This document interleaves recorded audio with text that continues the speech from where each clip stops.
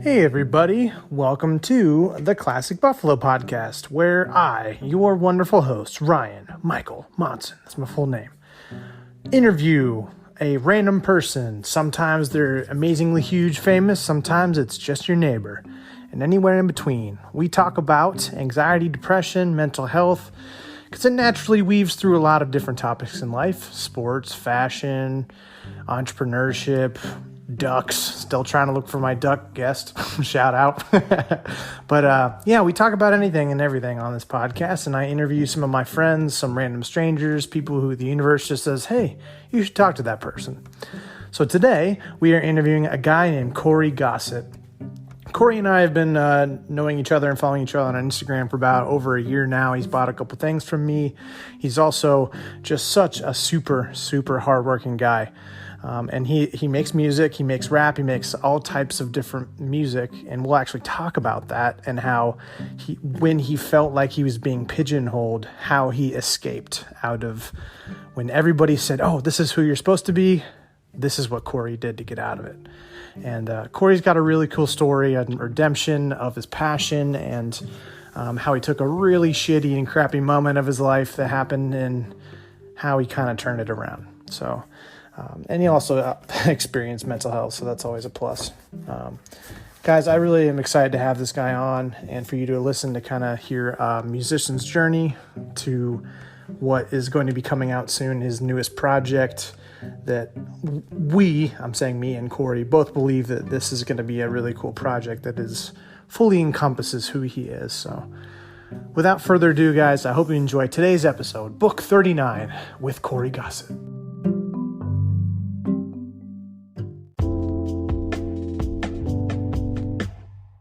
What's going on, man? What's up? How are you today? Right now, you're chilling in the car. Dude, I feel amazing. It was a pleasure to get out here and do some thrifting with you this morning, or afternoon rather. Yeah.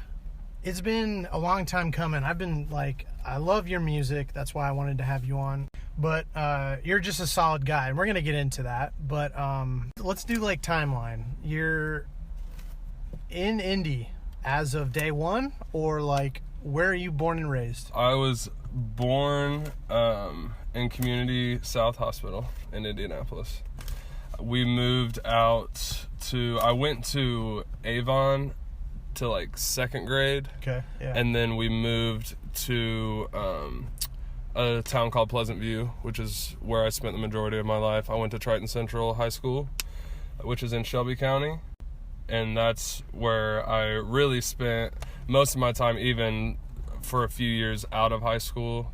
So I did a lot of maturing and growing up there. Mm-hmm. And then since then I've kind of started to move a little bit more north towards the city and, just been trying to get to know people. And I grew up in, like I said, Pleasant View. I spent a lot of time in Shelbyville. And I have a lot of close friends in Shelbyville, but overall, I just don't think Shelbyville is that great of a place. Mm-hmm. I feel like it had a lot of stuff that was kind of detrimental to my growth and some people that I know's growth. So It was always kind of in the plans to look more towards the city and try to find more people Yeah. Was it middle of nowhere type of town, or is it how big is it? What's the culture? Pleasant View is it's small. But it's kind of it's suburbs type of, yeah. It's just south of Greenwood. It's 10, 15 minutes away. So it's kind of in the country, but not quite the suburbs. But Shelbyville was more, they have a pretty decent sized school and everything, but there's just not much to do. There's a Walmart and a movie theater. That's about it. Yeah, I kind of grew up in a little bit of the nowhere. I went to Westfield, and we went, if you went to go chill, it was we're going to the Walmart or Steak and Shake. Did you have the same thing? Exactly. Ours was, we have this spot called Cagney's, which is a pizza joint that has a little bar in the back. And then before, we turned 21 and stuff, we were just kicking at Starbucks and Denny's and stuff. Denny's? Yeah. Did they have 24-hour Denny's back when we were growing up? I can't remember. I don't think so. I feel like the only time I went to Denny's is when I was in Shelbyville. Yeah. So, and I know that theirs is 24 hours. Had many a late night. Right. Did you grow up like single child? Do you have family? Like what's your family situation? I got mom and pops, love them both to death. I have 2 younger brothers, so I'm the oldest sibling. Brady and Robbie. Brady just graduated Wabash College, and Robbie is currently attending Wabash as well. But yeah, it's great. I love my family, honestly. They're like, especially my mom, so much support, so much love. Like, that's one thing that I'm extremely grateful for is my family. Yeah, I always say that on Thanksgiving. Yeah. Cheesy but accurate, right? Yeah, 100%. So what's like one of your favorite memories, like growing up in general, and then kind of like with your mom, because it sounds like you're really close with your mom? It's more so like a memory of a memory. Yeah. It's like I have this vivid memory of sitting in my living room with my mom when we lived in Avon. So I would have had to have been 1st, 2nd grade, and we were actually watching home videos from when I was like even younger, and I used to have like chili bowl cut, like my hair actually used to be like straight as a board, so I was like, it was legit, like it was goofy as hell. But we were watching home videos, and it was like I lifted up like this Lil Tykes like play set thing, and there was a humongous spider in it, and I screamed like a little girl, and for some reason like I just remember laughing with my mom while watching that video. And like that's like a fond memory for me. So have you always been close with your mom? Oh yeah, 100%. She's always kind of been like not only just mega supportive, and my dad has too, but my mom was always super empathetic of just things I was going through, and was always there to kind of like build me up whenever life tore me down. So you mentioned a little bit before we started recording about 7th grade starting music. Like, let's go there. 7th grade, boom, Corey's ready to start making music. What's going on? You know, basically, like I kind of just took a chance. Like my best friend Nick and one of my other really good friends at the time, Jeff Sullivan, they were both in choir class, and they were like, dude, you should do it. It's super easy, and we all just like mess around and have fun or whatever. So I'm like, okay. And up until then, like I have no like music experience whatsoever. I always would see people on like MTV and stuff and be cool, and I even tried like writing like I would write my own songs when I was a kid, but it was just lyrics, and I had no idea what I was doing, and the lyrics were garbage type of thing. But when I got into choir is when I kind of started, you know, I mean, we obviously had to sing a little bit, and then it got to the point where like Nick and Jeff were both telling me like, hey man, like you have a decent voice, like you should do this. And then that's kind of how the idea got planted. And from then it's like I did choir like my 8th grade year. And in between that time is when I wrote my first song, which was called Flying High. I don't have the lyrics. I lost it in my notebook or whatever, but I remember the name of it because it was legitimately the first thing I ever wrote. I remember showing Nick in his room, and he was super hype on it, and that's what kind of like motivated me to get started. After I wrote a few songs, my dad was like, you know, you should really, you know, put all the final drafts into a notebook just so you have everything finished. And so I started that in 8th grade, and then my songwriting developed immensely through high school, because I mean, even to this day, I feel like those 4 years were when I wrote the most music. Like it was always live, sleep, breathe music. Now I'm kind of getting more into like, you know, other things that have to do with music, like video editing and like how to promote myself and stuff like that. So I do still obviously write music a lot, but like those 4 years, it was like going hard. That was like all I would do. I wouldn't go to class. I would literally like go to lunch, eat lunch as fast as I could in like 5 minutes, and then go to the choir room and sit down on piano and write, and literally just all the time. It was great. I mean, I had some bad experiences through high school with people kind of like talking down on my music and stuff like that, and just saying that I was like an emo boy because I wrote emotional music about things I was going through. But there was like some kids that like made like a, YouTube video, like, clowning on me. What? Like, yeah, it was pretty lame, but I'm honestly thankful for it, because it kind of made me decide very early that I didn't care what anyone thought about what I was doing. You know what I'm saying? Like, made me realize that I was doing music for myself as an emotional outlet, because at this point I hadn't really started like taking it seriously or like trying to market anything. Like, I was just doing it for myself to help me with things. Right. And so it allowed me to kind of come to that realization and have that and take that with me. So overall, it definitely made me a stronger person in the end. But then as a senior in high school is when I put the last page on the notebook, like I was telling you earlier, and on the last day of school left it there. Major bummer. Went home and then immediately right back to school. I was digging through the trash, all that, couldn't find it. Literally just lost 4.5 years of my life. I can't believe that's so nuts. It was the most discouraging thing with music to this day, probably. Yeah. If we're just talking about music, like, how do you file that in your mind today, where you could have easily been like, I'm not ever doing that again. Like, music, this is a sign to stop music. Do you look back as almost like, do you look at it as like a divine thing? Like, hey, that was a sign to XYZ? Or do you just like, how do you interpret that in your mind? You know, my parents always told me that with the thing that you want to do most, or anything that you pursue like that, it's like there's going to be setbacks, you know? So I guess the way that I kind of like rationalized it in my head was like, that was just one of those setbacks. But then also, like I was telling you, like, I didn't write music, you know, for like 2 years after that. Right. So it's like, it was definitely like super discouraging, because I was just graduating high school. Like, I didn't have any plans of going to college. So it was like, that was literally all that I had.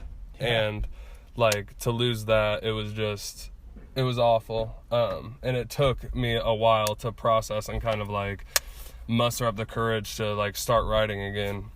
But luckily I have really good friends like Nick and other people who, like Alex Hankins as well, encouraging me, you know, to keep going. 'Cause I had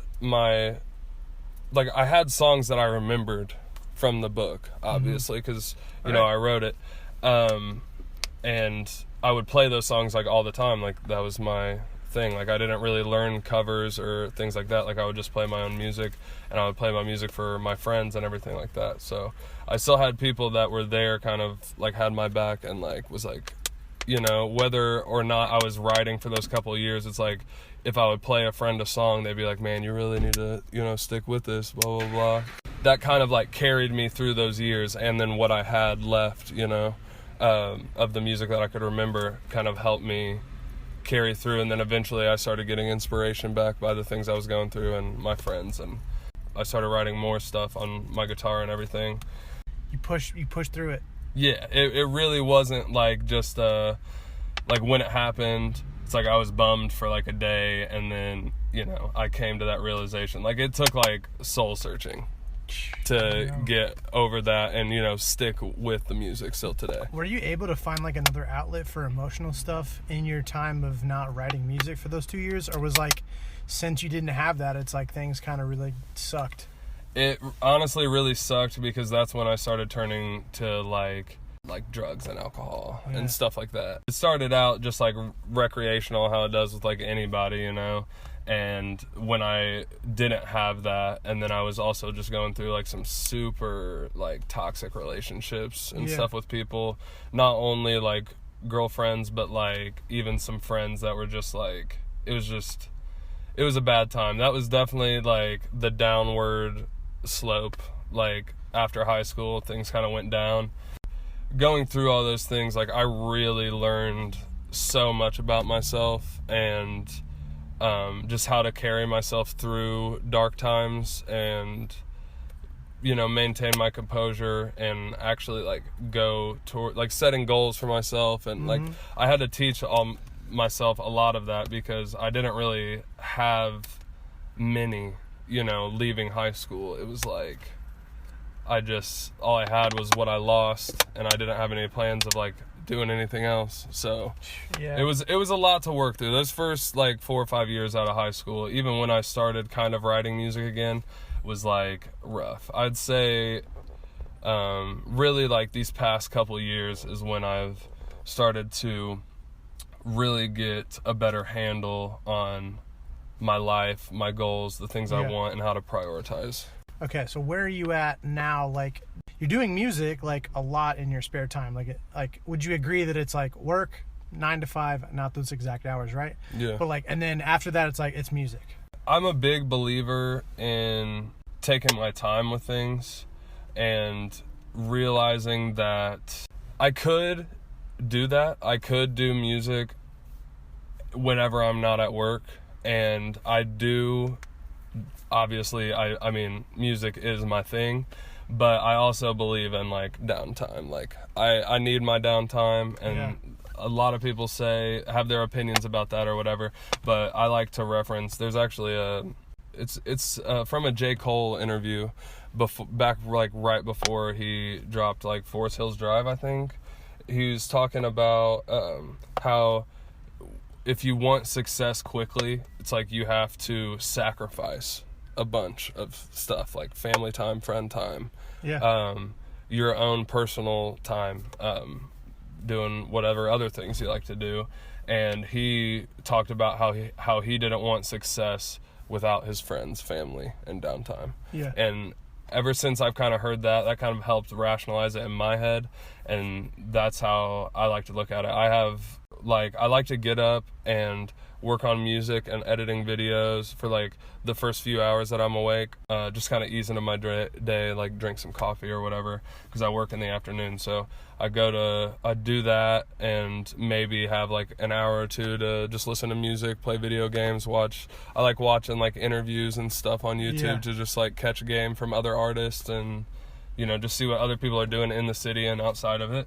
And then I'll go to work, and then I'll come home, and then depending on how late I work or, you know, how I'm feeling, I'll either do more music or just like kick it for an hour and go to bed, you know. So what do you do like for fun when it's not music? Like you just said you play video games, like anything else? Like do you do... It's really like music, photography, and video, and video games. Yeah. Like that's like what I'm doing. And I mean, obviously I like to like hang out with my friends and see, you know, spend some time with my family and all that. So video game wise, like what are some of your favorites? Oh man. I'm a PC guy, so League of Legends. Okay. And I got my ass kicked when I tried that. It's discouraging. I've been playing that game for a while and I'm still garbage at that game. Like I won't lie. But it's just something about it, like, I don't know. It's relaxing to me to play at this point, and it's fun. I like squad games just in general. Like that's why I like Call of Duty with friends, because for sure. Yeah, League of Legends was a little hard for me. Yeah, it really is a lot, and I mean it goes as much as you want to look into the strategy that goes into that game. There's material out there. You know what I'm saying? Like it just gets too deep at certain points, but it's fun though. If there was one like game universe you wish was real, which would you want to be in? Jak and Daxter. That's the one I haven't played. I played Ratchet and Clank. I played that one. Jak and Daxter is of all time, I would put that in top 3 games of all time. For me personally, the whole series. Jak and Daxter, Jak 2, and Jak 3. What about the other two? What's your other two top 3? Ooh. Honestly, I would put League in there. I would put League of Legends in there. So you got a new project coming out. Yes. Talk about the one you just got done doing kind of the last year or so. Because you didn't blow up, but you had a really kind of popular song. It's the one with the airplane, right? The one with the airplane. Yeah. That song's actually going to be on the album. Oh, okay. We didn't initially, we didn't have plans for an album when that song was released, on the spot. It was kind of just what's next? We'll go in the studio, we'll make some music. And so we came up with that, and then shortly after is when we came up with the idea for the Comeback Kid, which is going to be the album that's dropping in spring. The question I had, because you brought this up earlier about how this last project kind of pigeonholed you, and this next project is like, I'm taking some aspects from this, but I'm really excited for this new project because it's fully you. Yes. Like, talk a little bit about that, because I don't know, I think that's just a cool perspective on these two albums, the one before and your one upcoming. Definitely. So like we were talking about earlier, it's like I grew up writing music on piano and acoustic guitar, like very like indie folk alternative type of music. And that's where most of my songwriting comes from, and that's where I cultivated a lot of that. And then after that dry spell of not writing, you know, I kind of dabbled back into that same old stuff, which is when my buddy Alex Hankins started making beats. It took him, you know, a few months of like figuring out the program and, you know, doing his thing with it and, you know, on his own little venture. And I'd say probably about 7 or 8 months in, I was like, dude, this stuff is like decent. Like, it's getting to the point where I was like, we should do something with this, you know? And me, it's like, I've always just loved music. Like, I don't care what kind of music I make, you know? Like, I think it's fun to branch out and try different genres and do stuff like that. So he was making a lot of like hip-hop beats, and that's why I was like, screw it, let's make a hip-hop EP. And this is honestly a period in my life where like a lot of pivotal moments happened, and I met a lot of people that are the reason that I'm still doing it today, 100%. That's how we made New Slate 50/50, which is my last EP.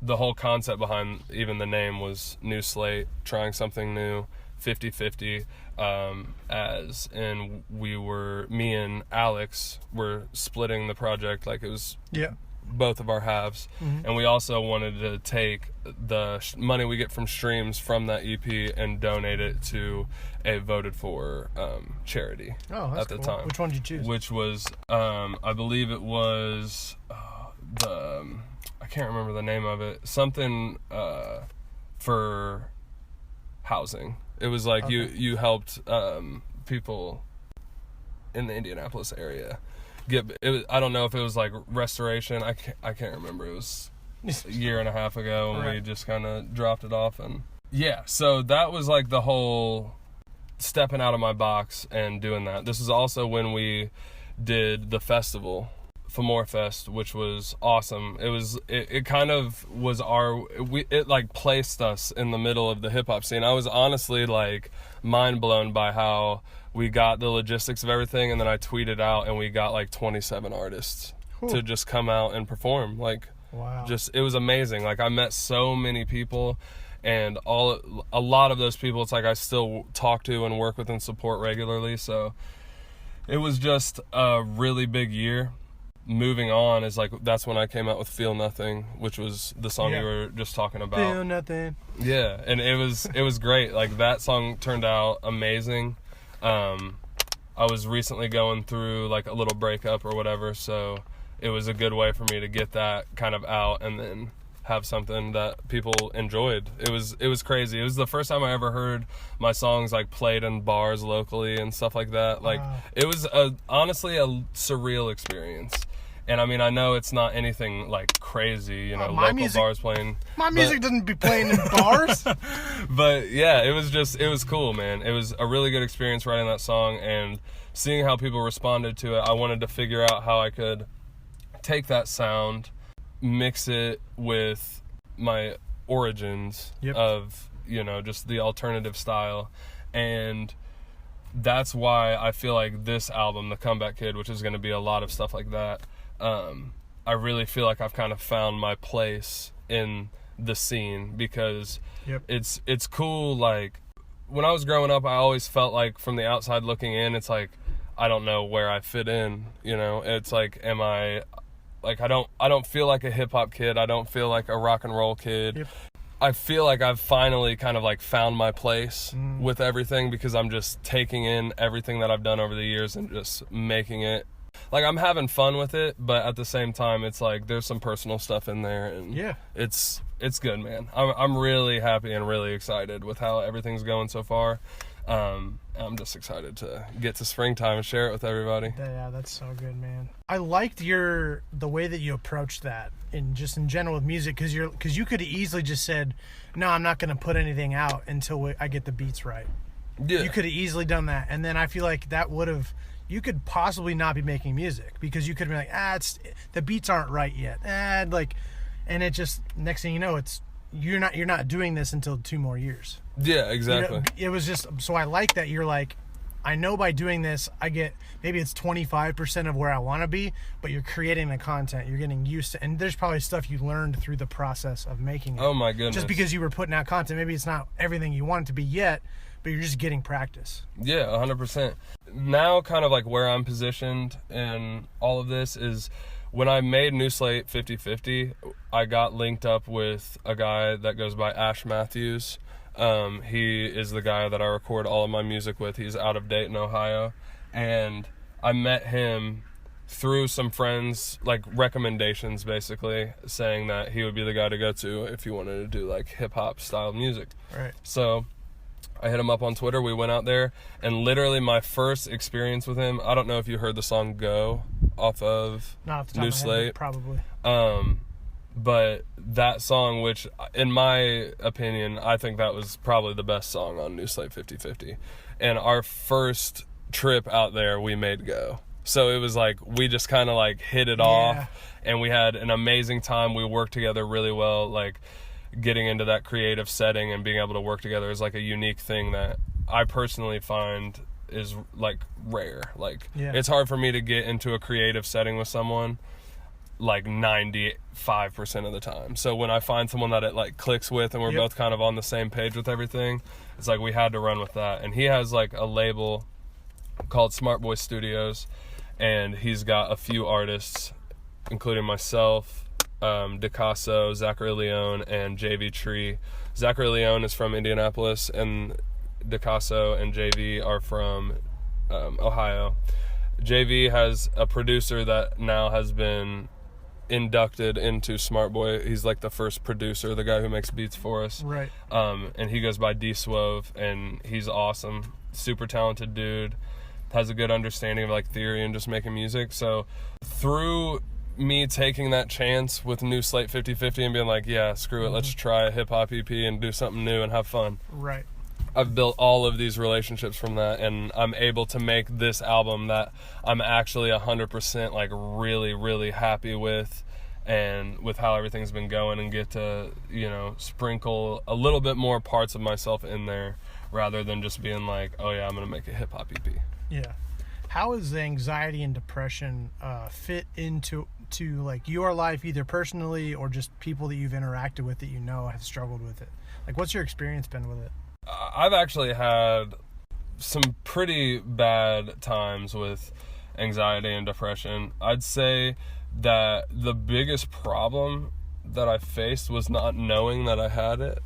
Like, I was depressed all through high school, and I didn't even realize it. I actually didn't even think about mental illness or anything like that until I was a few years out of high school. Like, I didn't think, like, I thought, oh, I was just nervous, or, oh, I was just having a down day. But then it's like these days start becoming weeks, start becoming months, and I'm like, something's, like, up. So I started, basically the catalyst for all of this was, like, one night I had an anxiety attack. It was when I was going through some relationship stuff with a girl that I was with at the time.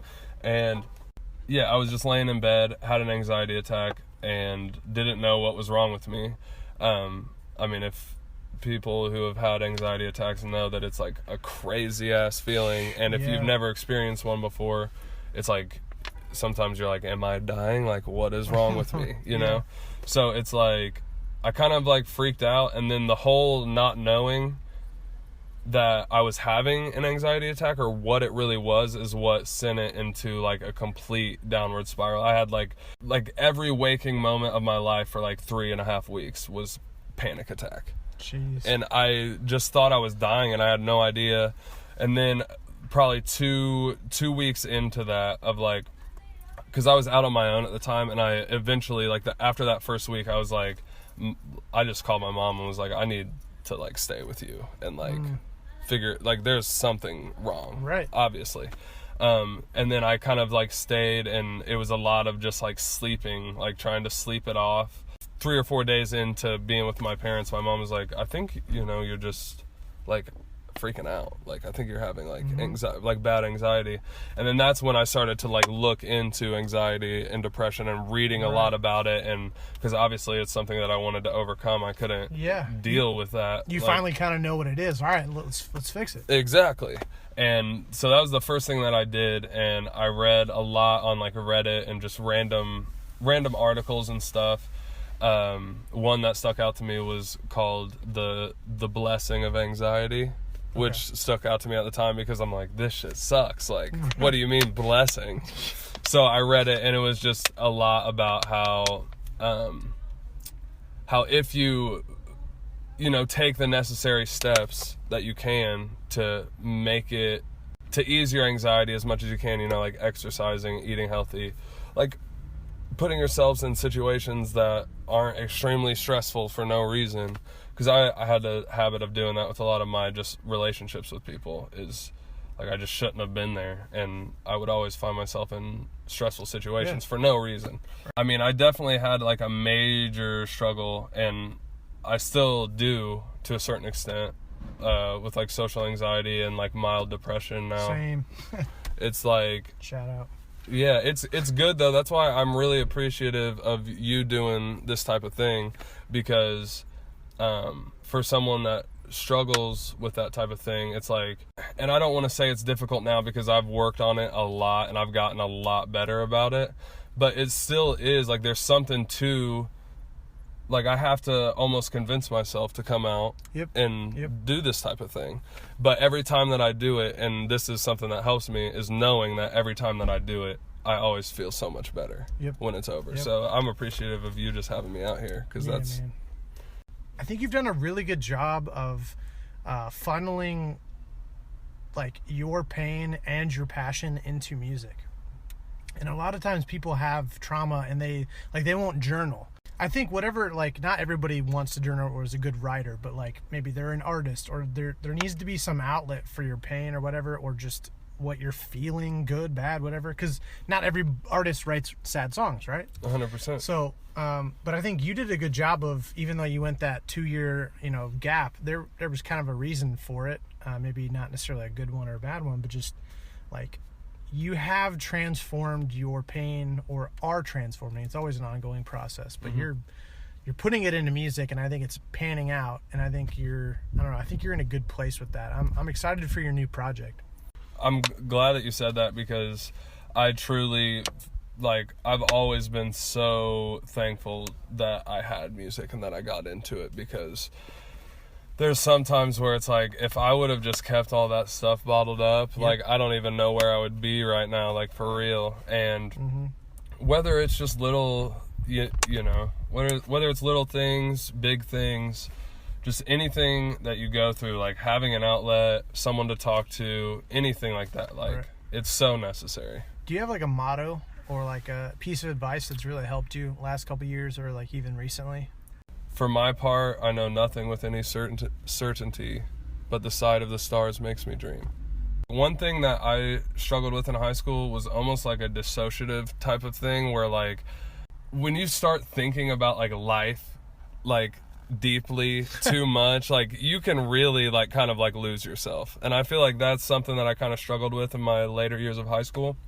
And that quote, it's what helps me push off the steepness of life, because if you focus on it too much, it will literally just eat you alive. So that quote, it's kind of just like, you don't know what's gonna happen, or it's like, all you know is that it's like the world is beautiful, and it's like, what are you going to do with it, type of thing. Man, that's good. That's really good. Like, I love that always stuck with me. You gonna get that tattooed?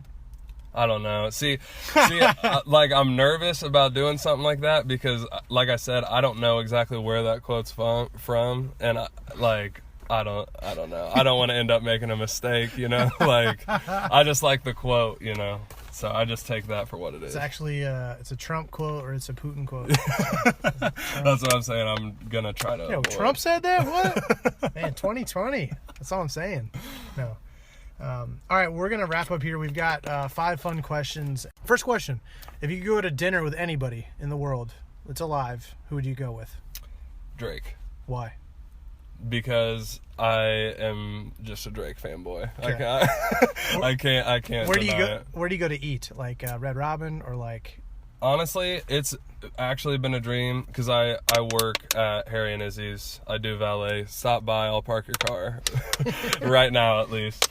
But I've actually always had kind of a dream of going to eat there, like after any like form of like success. Because I mean, it's like it's not a super nice restaurant, but it's like a nicer restaurant. So Right. it would be cool to be like go back there after like. Yeah. If anything good ever did happen with this music. And if I'm showing up to a restaurant with Drake, they're going to think I blowed up. So it's like, might as well just go to my work and Right. flex on everybody a little bit. If there's one concert you can go back in time and be there live, maybe go backstage. Ooh. Which one do you want to go? I think it'd be cool to go to like an AC/DC concert. All right. Like, those guys were nuts. Angus Young, he would tear it up. Tear it In up. those short shorts. I'm sure there's some wild guys though. Like, it'd probably be a fun time. What's your favorite part about yourself? Like, I feel like I'm going to say this, I'm just going to sound like a narcissistic asshole. But I feel like I have a good grasp on, like, emotional intelligence and being able to, like, not necessarily, like, read people, but just, like, being able to empathize with them regardless of what they're going through. And I always try to take, like, an understanding, like, position with things rather than being super opinionated either way. I like to go with the flow and kind of be able to be swayed, in my opinion. I feel like it's important to be that way. Favorite food? Fettuccine Alfredo. Yeah, I think the last person said that too. Really? Fettuccine. It's a popular dish. It's good. Popular It's dish. fire. Do you like go to like Olive Garden to get that? Actually, Harry and Izzy's just gives me the hookup, dude. So, so it's cool. I get it from there usually. If you could have any superpower, It would be to teleport places. There's just too many times where that is just too convenient. Like, I can't tell you how many conversations I've had where it's just like, man, if only I could just teleport to you real quick and we could do this and then we'd be good. Yeah, that's so good.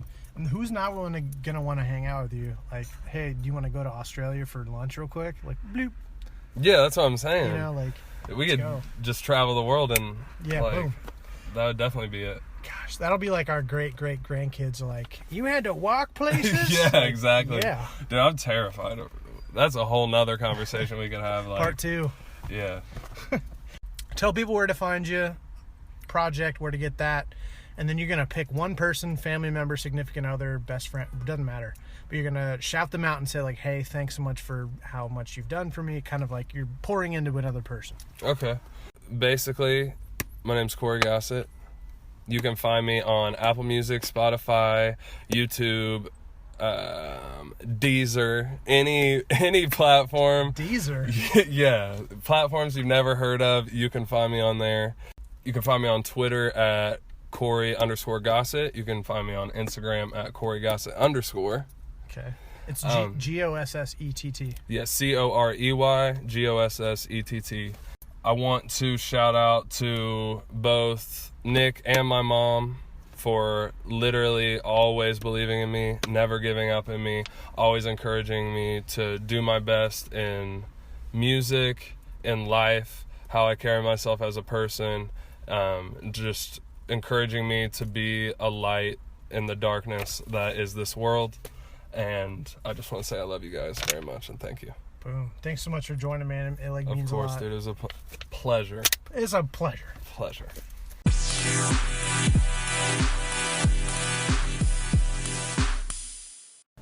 Hey everybody, this is Ryan from the Classic Buffalo Podcast. Wanted to take a second to talk about Anchor, how I'm actually making this podcast happen. Super happy that I'm partnering with them.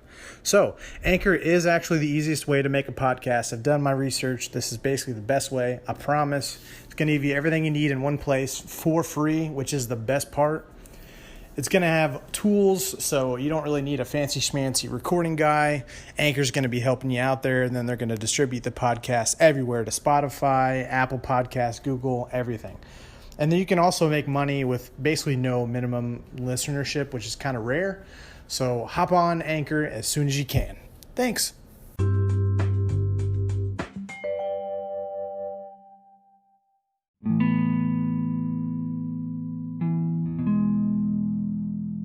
So I just got done talking with my man Corey. Shout out to you, man. I'm super pumped. May can't come here close enough, not only because I get to actually listen to the full album. You have shown me a little bit more than some people, which is your music is so freaking good. Guys, like, I'm not just blowing smoke, but this guy, not only is it really cool now that you guys know his story, but for me to sit down, hear his story, know how like good he's gotten, to know how far he's come, to listen to some of his older music, to listen to not only is this next project better, but also knowing that's who he is. Like, that's cool. Because sometimes when you create something or you're full of yourself, you're not as successful, but you can always be like, well, I'm still myself. But in this instance, not only has he improved like in talent, but he's also himself. And I think that's just such a cool thing to know that's what this project's going to be coming up in a couple months. And man, just super happy for you. The guy, he's good vibes for days. I mean, if you just want to go and have a good time, hang out, or like he can go to the shallow parts, he can go to the deep end of the pool. He's got the floaties, he has the training, folks. Definite recommend. And what song is it? It's like stuck in my head. The chorus is like, you've got your own ideas of what this means, and it like echoes. You can tell how bad of a singer I am, but it's gosh, I gotta look it up. But Corey is such a talented person, not only just in music, but just in life. He knows how to treat other people. He's super grateful and humble, which is something nice to see and hear about for a while, A lot of times people get successful and then, it's like, I'm the best in the world. And I trample over people to get where I need to go, and Corey's not really like that. And there were kind of glimpses into my own story, especially like with Vintage Indie and how little of a step it took to kind of just start creating content. And the next thing you know, it's how I've met almost all of my friends. And, for Corey to just be like, I'm going to get back into music. Can we talk about that for a second? The fact that 4 years of progress has just been flushed down the drain. Oh my God, I would have a complete panic attack for years. Like that's just beyond devastating to have like all of your information, all of your heart and soul just be thrown in the trash accidentally, Like I would have probably reacted the same way. I was editing an episode, and for whatever reason, I haven't really had this happen at a devastating level, but I've been maybe like 15 or 20 minutes into an episode, and then my hand slips, and all of my edits for an episode just go away. Because the way that I have to do this is, for example, if one clip is named clip, and then I split it, like I make one change, it splits it into two clips to clip 1 of 2 and clip 2 of 2. So every time that you go and clip that, let's say I wanted to clip that clip 2 of 2, so now it would be clip 2 of 2, 1 of 2, and clip 2 of 2, 2 of 2. And like the more like the file name gets longer and longer and longer, the more you go into a clip and split it.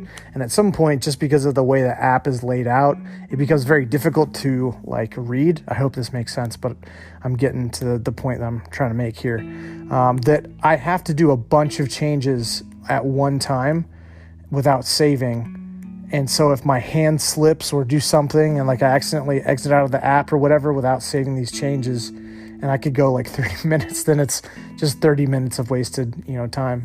And then it happened twice where I actually got like 45 minutes of an episode edited, and it just was boom, gone. And I was like, I just like lost it. And so I can't even imagine, losing 4 years of your progress, and so for the Comeback Kid is such a fitting title too.